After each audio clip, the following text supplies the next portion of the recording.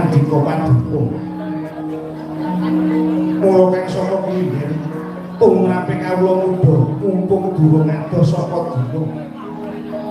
Prasetyaning para muda kudu ngatonake dadane.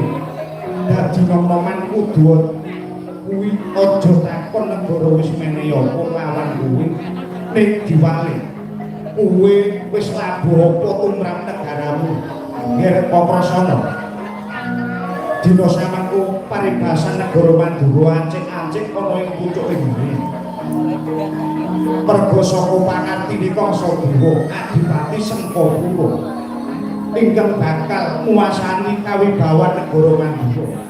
Dina samangku ana adon-adon jagung kang ginelar ana alun-alun Mandura. Nger Paprasana.